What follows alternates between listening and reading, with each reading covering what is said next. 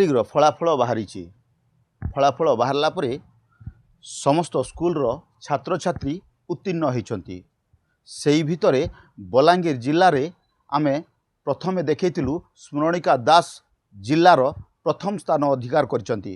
ଆଉ ସ୍କୁଲ ଭିତରେ 6 ନମ୍ବର ସ୍ଥାନ ଅଧିକାର କରିଛନ୍ତି ଜଣେ ବରିଷ୍ଠ ସାମ୍ବାଦିକ ସ୍ୱର୍ଗତ ସତ୍ୟନାରାୟଣ ବେହେରାଙ୍କ ନାତୁଣୀ ଆଉ ସୁଧାकर ବେହେରାଙ୍କ ଝିଅ।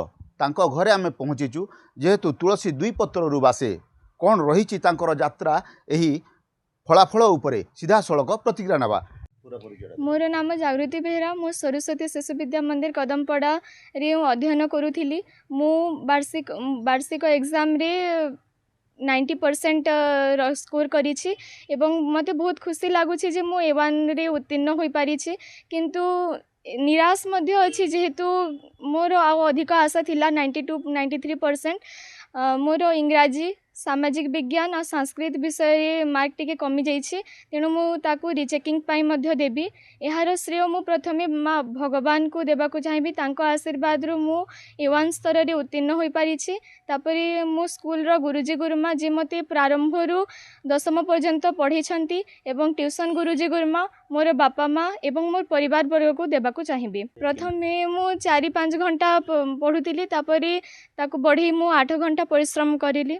4 बजे उठी करी मु प्रातः स्मरण करुथिली एवं मोर नित्य कर्म सारी मु पाठ पढ़िबा पई बसुथिली।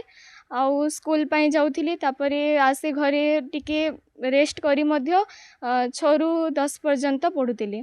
शुणुले प्रतिक्रिया नौला जेहेतु किछि किछि त्रुटि रही जाइछि मार्क रे सीधासलख प्रतिक्रिया नवा। जेहेतु पाखरे माँ अच्छी से जड़े गृहिणी झील को केमती हिसाब रे से तांकर ख्याल करुले आ केमिति हिसाब रे पाठ पढ़ा उपरे तांकर ध्यान दउतिले। मो ना होची आरती बेहेरा। झील 90% रखिछि सेति पई मो बहुत खुशी। किंतु तार आशा थिला आउ मोर भी आशा थिला जे से 94% तक रखिबो बोली। किंतु नहीं सेटा हेई नहीं पारी। से रीचेकिंग करबा लगी चाहूचे तो सेटा आमे देबार लगी भी चाहूचु। सामाजिक विज्ञान आउ इंग्राजी आउ संस्कृत रे तार मार्क टिके कमी जाइछि। हाँ आशा अच्छे किछि मार्क बढ़िबो बोली आशा अच्छे। से संस्कृत रे 99% रखिबो 99 मार्क रखिबो बोली से आशा करथिला। किंतु तार कमी जाइछि 94 अच्छी। किंतु आशा अच्छी जदि रीचेकिंग हो बोले मार्क टिके बढ़ी पारे। से मेडिकल लाइन रे जीवा पई चाहूची। जेहेतु मेट्रिक फलाफल बाहरला परे समस्ते भावुचंती मेडिकल लाइन रे जीवा पई। किंतु आज भी आम सकाळे देखैतिलु जे स्मरणिका दास मध्य से प्रोफेसर हेबा पई कहितिले। किंतु एही झियो पुणी कहउचंती मेडिकल लाइन को जीवा पई। सीधासलख प्रतिक्रिया नबा। जेहेतु बापा अछंती पाखरे कोन रहिছে तांकर अनुभूति कोन कहिबे केमिति झियो को आपण। मो नाम होची सुधाकर बेहरा। आ मु प्रतिदिन ताकू नियावना करे आ ताकू जीवा आसवा समय जो असुविधा हुए मु सेता घरे आसी ताकू तार प्रॉब्लम सॉल्व करे। आ तार इच्छा होची जे से मेडिकल प्रोफेसर हेबा पई। आ मु से तार जो इच्छा होची मु सेटा चेष्टा करू।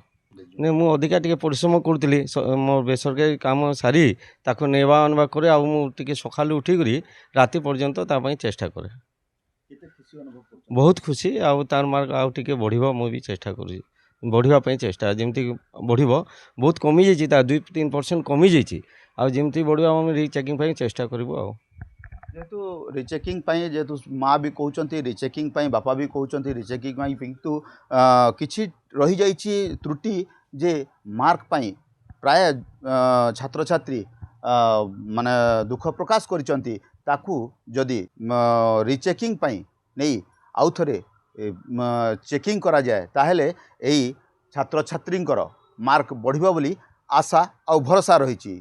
बलांगीर गुप्तेश्वर पृष्टि खबर ओडिशा।